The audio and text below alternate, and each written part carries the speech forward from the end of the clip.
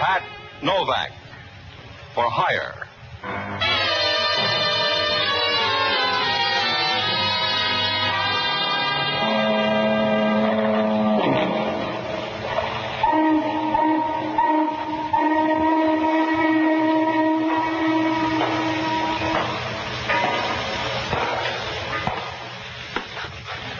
Sure. I'm Pat Novak for hire.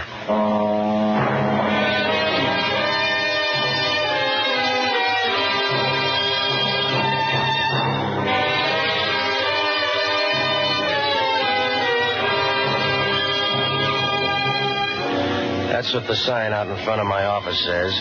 Pat Novak for hire. It's easy to rent yourself out and you make a few bucks, but sooner or later you get burned. It doesn't make any difference whether you're a man or a mouse. Because down on the waterfront in San Francisco, they build the traps both ways. Oh, everything looks easy, but sometimes they fool you, like putting shatterproof glass in a fire alarm box. And you gotta watch out every minute. Because down here, if you reach out to help a panhandler, the guy'll take your arm and hand you back the dime. I rent boats and deal any place. They'll give you a good trade-in on a second-hand soul. Works out all right. Sometimes you're on top of the heap, if you like the kind of heaps they got down here.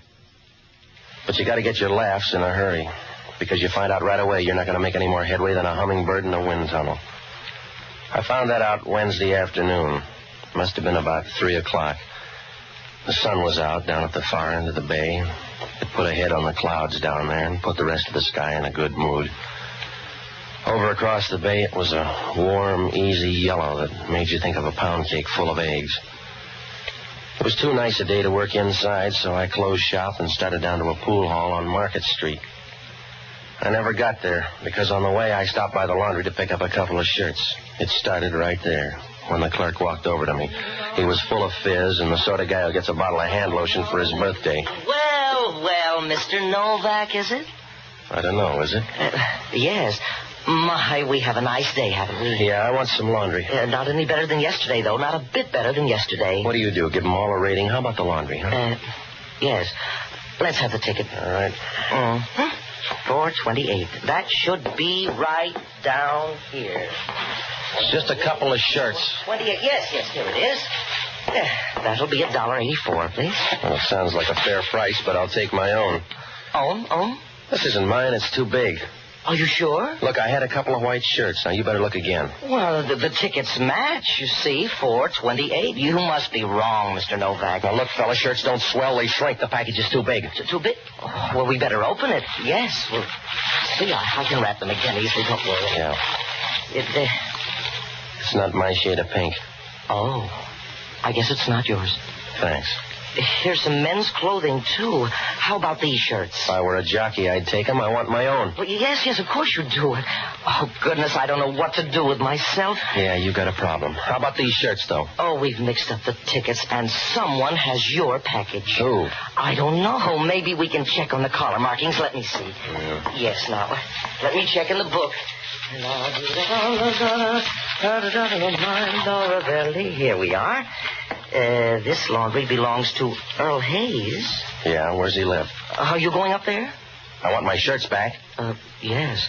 He lives at 321 Dorset Place. Yeah, give me that bundle. Oh, I'm sorry, Mr. Novak, and please apologize to Mr. Hayes. I'm so angry at myself, I don't know what to do. Yeah, be careful you don't stop a hole in the floor. See you later.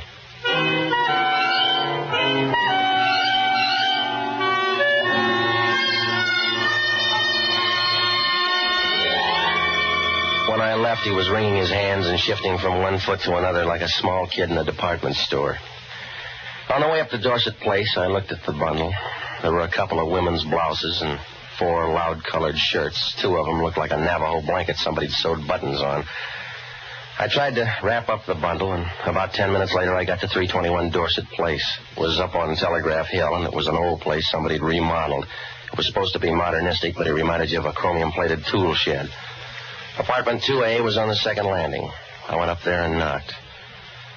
Earl Hayes didn't answer the door, but you couldn't quarrel with what you got.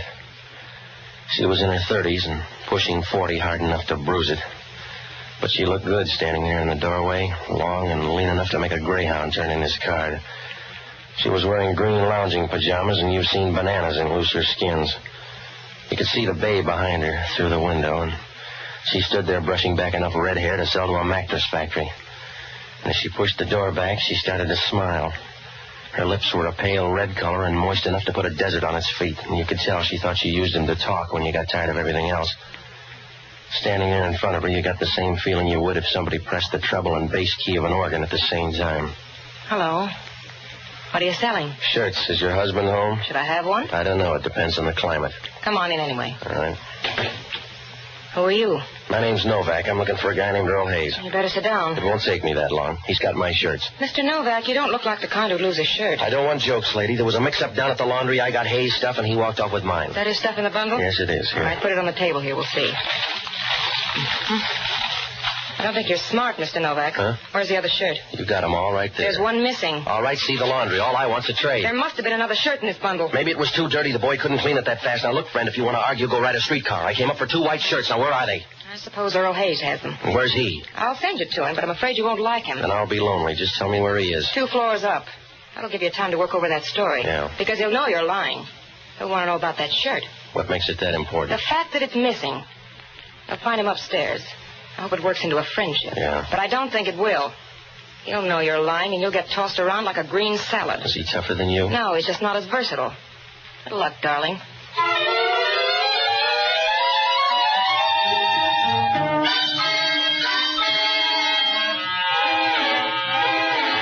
When she said good luck, you knew she was just being polite and didn't mean it any more than the hangman when he tells you to watch your step. When I left, she was over by the window, leaning back against the table, as shy as a runaway boxcar. And you got the idea she'd be fun to know if you had a lot of money and an oxygen tent. Well, I rolled up the bundle, and I started for the 4th floor. I knocked on the door, and when it opened, I knew I had high bid for trouble. I could see into the room, and there were 3 or 4 gonifs sitting inside. They had a dull, anxious look, as if they were trying to find another worm to pull apart. They were the sort of guys who might have been born, but you wouldn't want to bet on it. The one in the door was a big guy with bushy eyebrows that met near his nose, and the way they ran across his face, you got the idea he got tired of the old ones and grafted on a vine instead. His face wasn't much better. It looked more like a relief map than a face. It was pockmarked in the color of moldy bread, and you knew if a woman kissed him, she'd get blood poisoning. Hello, Novak. You Earl Hayes? Enough to suit you. Come in. You're good at guessing names. So a little bird told me. Yeah, I saw her. She's got nice feathers. Where's the shirt? Here's the bundle. Take your pick. I don't like any of these, Novak. That's all I got. Where's the shirt, Novak? Just wear a collar, mister. You don't need a shirt. Yeah, I won't need a memory for you, fella. Suit yourself. Tell me about those shirts. Hello, Earl. Come on in. We got your boy. Who is he? You made a deal. You know his name. I never saw him before, Max. He looks different now. He came up with some of your shirts. That's true. I went by the laundry. Said a guy named Novak picked up the shirts. Except one of them's missing. Couldn't be missing. They're all in one bundle. Ask him then, but do it nice. He's touchy. He doesn't have to ask. Now, look, mister, if you're Earl Hayes, I want my shirts. Give us the other one. We'll make a trade. You got the best deal you're going to make, Hayes. Now, I want those shirts. Get yourself a loom, then. All right, Joe, get his on. Let go. Wait a minute, Max. Sit down, Hayes, or we'll take your ticket away. That's it. Now get his other arm over there. Why don't you keep your eye on Hayes? All right, Novak. It's you or Hayes. Make up your mind. I got it made up about you. You're gonna tire first, Novak. Where's that shirt? I don't know. Try Hayes. He looks healthy. Hold him up. He's slipping. You need handles? Hold him up. You're running out of chances, Novak. Where's that shirt? I don't know. Hold him up. Why? If you can't find the reason, don't. All right, Hayes. How's your temper?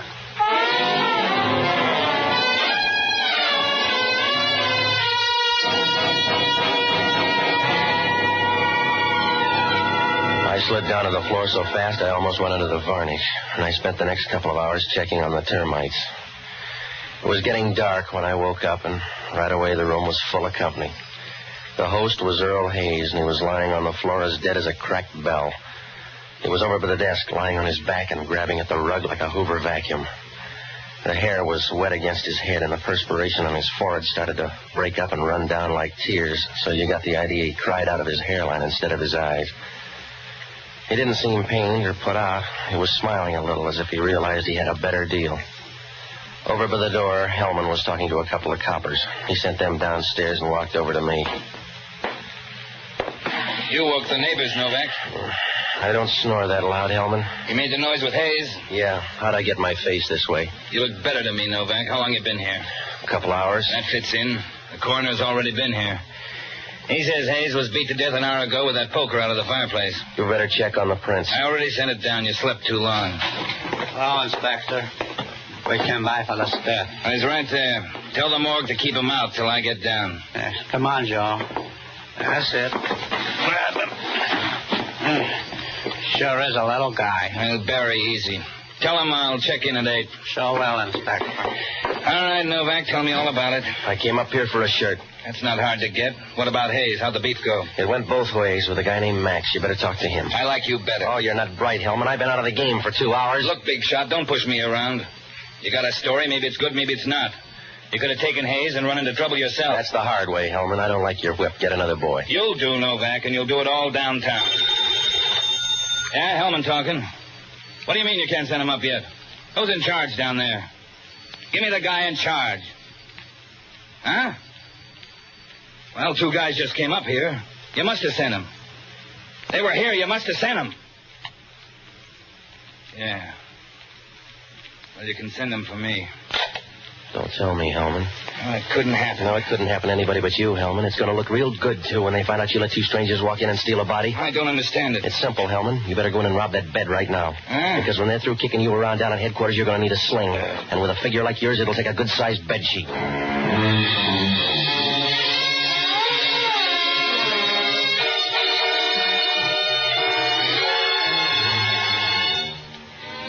When Hellman hung up the phone, he turned the color of early summer squash.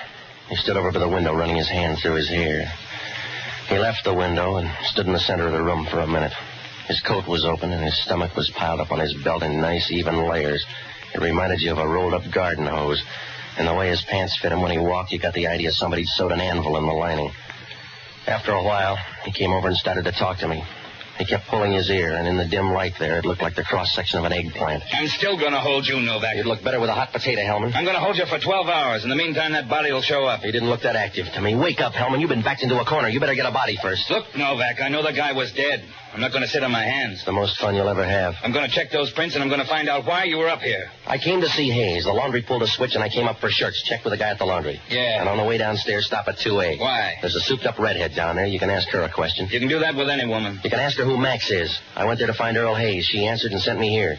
There's only one thing wrong with that story. Huh? There's no redhead in 2A. I checked all the apartments. 2A's been empty for 3 months. The people are out of town. I think you dreamed her. I don't dream that good in the afternoon. Look, Hellman, I'm walking out of this place, and all you can do is hear the echo. I want to see you go, Novak. Maybe you'll do something wrong, and I'll track you down. You couldn't track down a live bear in a telephone booth. I'll make a try on you, mister, and when I'm through, there'll be enough to put you right in that gas chamber. They can save money and do the same thing. Huh? They can lock me up in the same closet with you.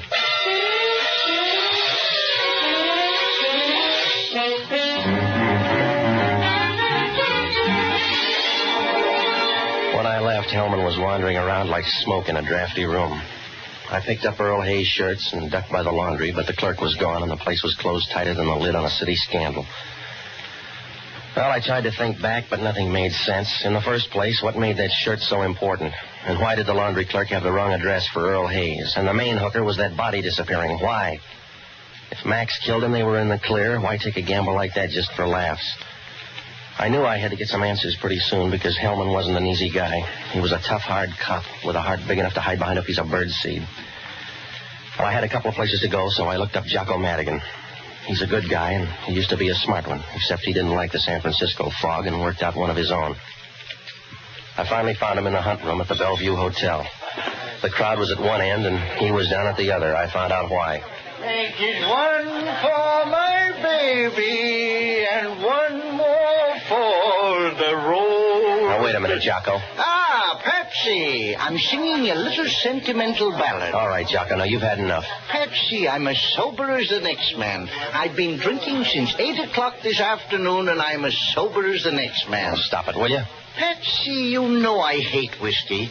But do you realize that 85% of the human body is liquid? Yeah. Now, is there any sane reason why all that should be water? Of course not. It isn't fair.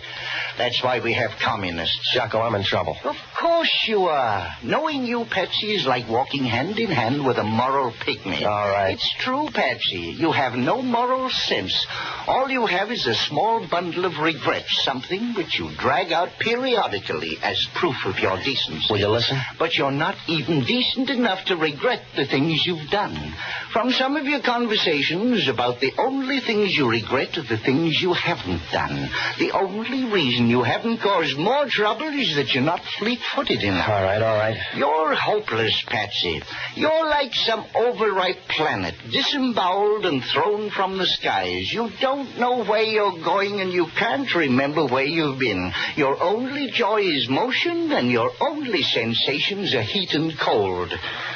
You all through, Jocko? Yes. What kind of trouble? Hellman wants me for a dead guy. Where is he? He was up on Telegraph Hill, but he's gone now. He didn't die long, did he? Somebody took the body away. That's a funny thing to collect. Oh, none of the story lays right. The guy's name was Earl Hayes. There was a laundry mix-up, and I went up there to trade. Yes? Now, look, I want you to hop down and find out everything you can about Earl Hayes. Find out who his friends are. Find out where he's from. And see if there's a guy named Max anywhere, will you? Where are you going? I gotta find a girl. I felt that way myself earlier tonight. Will you hurry, Jocko? We don't have time to run your love life. Yes, well, time is a minor drawback anyway. Good night, lover.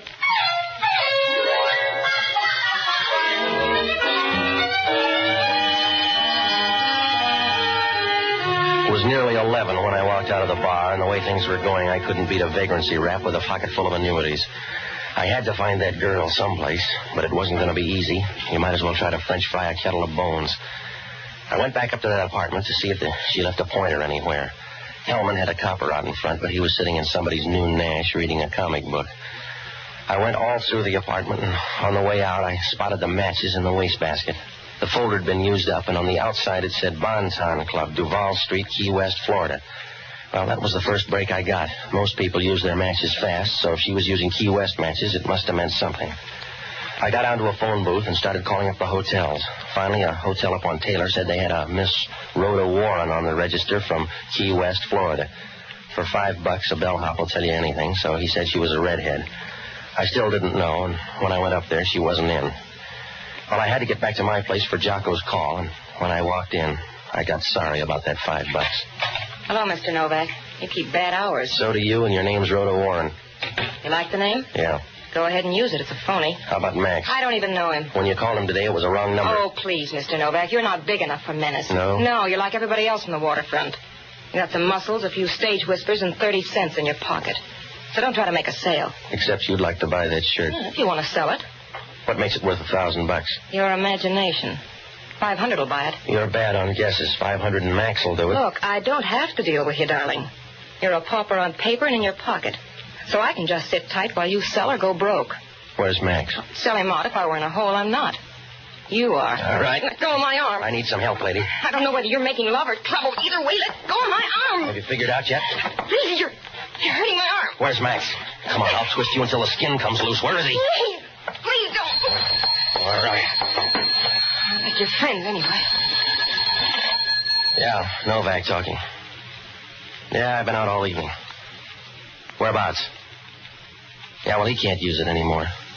Where are you, the Compton? Yeah, thanks. The laundry clerk? Yeah, he found that shirt. Tell him not to lose his own.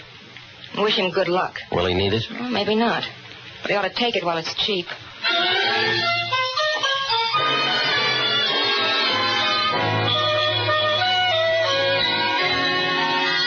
I knew it wouldn't do any good to press her for Max now. If she was going to tip her mitts, she'd do it on her own. I left my place and grabbed a cab for the piers. I got out near Market and walked over to the laundry. The back window opened up like a hunk of sky after a bad rain. I found the shirt lying out on the table. It looked like the rest of Earl Hayes' shirts, except for one thing. The collar was full of writing, a few letters and a lot of numbers. I took them down, left the shirt, and headed for my place.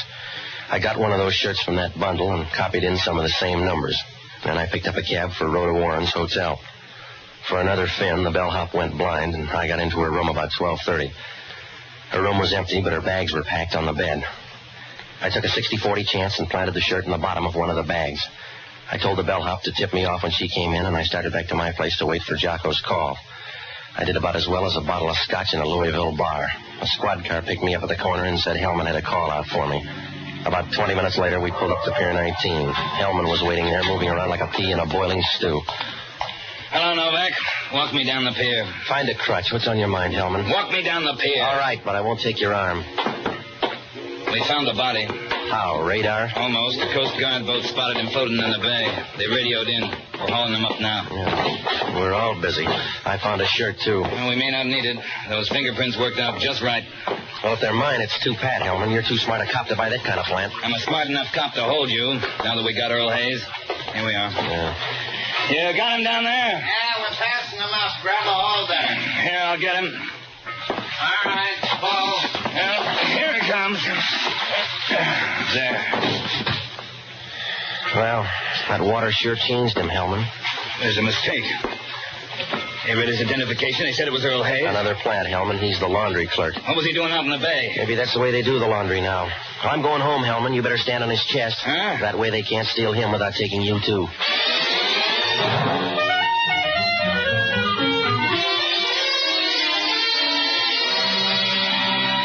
Well, that 60-40 was beginning to pay off. Somebody was gathering up the loose ends, and it was going to be easier now because things were getting tight. But you can say that for a lot of wedding rings. So I bummed a ride, and I got to my place about a half hour later. I had some trouble there because the cop on duty wanted to take me down to Pier 19 again. He looked wistful, so I told him about a place down the street where he might catch a peeping Tom, and I finally got rid of him long enough to get up to the room. As I walked in the door, the phone was ringing. Yeah. Hello, Patsy. This is Jocko. What'd you find out? Earl Hayes was popular. Anybody could have killed him. For instance? There's a lot on him in the Chronicle morgue. He's wanted for smuggling. Yeah? What else? He had a girlfriend. Her picture's here. What'd she look like? Oh, I haven't had enough experience. It's the same one, I guess. What else?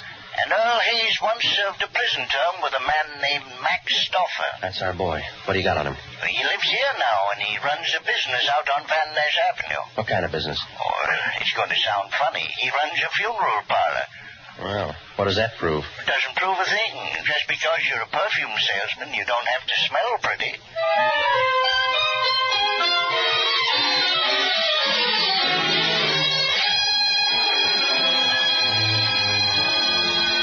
When Jocko hung up, everything began to slip into place. I could see now why everybody wanted that shirt, and the reason why Earl Hayes disappeared was 10 feet tall. I called Hellman. He said he knew all about Max Stoffer, and he had a squad car on the way out. I met him at the corner of Geary and Taylor, and we rode out to Van Ness. Max Stoffer's funeral parlor was over near Pine. When we pulled up, the lights were out except for a lamp in the front room. Hellman walked in the front door without knocking, and we turned in where the light was. It was a big night for stiffs, and there were 3 or 4 caskets along the wall. In the center, over near the fireplace, there was a casket on wheels. The plate on the outside said a man named Peter Dawson had the lease. Hellman was about to start upstairs when a door in the back opened. Hello, Novak. What are you doing here? Is the man with you dead? Not too dead to talk to you, Stoffer. He's Inspector Hellman from Homicide. The bag looks heavy. Is he talking to you or me, Max? Where's she going? I'm putting her on a train, Novak. Do you care? It's up to Hellman. He wants you for killing Earl Hayes. I thought he disappeared. I'll add on the laundry clerk, too. After I visit the train. You put her on that train, she'll get off at the next station, Stoffer. Huh? She gave you a bad story. That shirt you got's a phony. Wait a minute. Save yourself some time, mister. Check her bag. Oh, he's crazy, Max. Make the odds, fella. Let me see that bag. Take a look. He's trying to stampede you, Max. Give it here. No, underneath there. The other side. There's no shirt in here. What are you trying? I don't know how it got there, Max. He must have put it there honest. I don't know how it got there. Something crazy's happened. You don't sound sure. Please, Max. Please, Max, stay away. I gave you the right shirt. Max, leave me alone. Take her, copper. Take her for the laundry guy. I'll read about you, lady. Max, you're crazy. You're crazy to tell him. I'll tell him all about it. I'll tell you every word, copper. All right, don't forget yourself, big shot. Don't forget to tell him what you did with Earl Hayes. There's no body. Oh, you silly fool. You silly fool. Don't you know why they're here? Shut up. Tell over them all. You better tell him now. He's in there, Hellman. He's in there with Tater Dawson. You had a chance, baby. Leave me alone, Max. Leave me alone or I'll break you up. You can't win them all, Max. Put away that gun. Leave. Get away from her.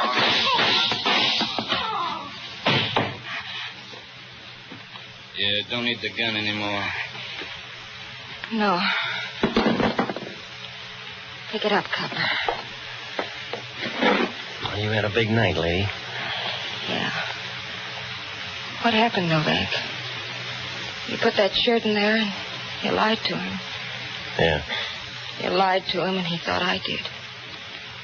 He thought I lied to him. What's the difference? As long as you killed him, you still get a prize.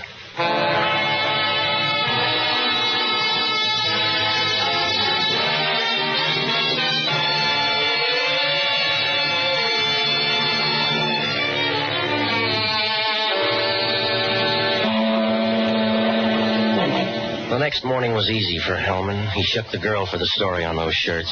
The markings on the collar were bill of lading numbers on stuff going to the islands.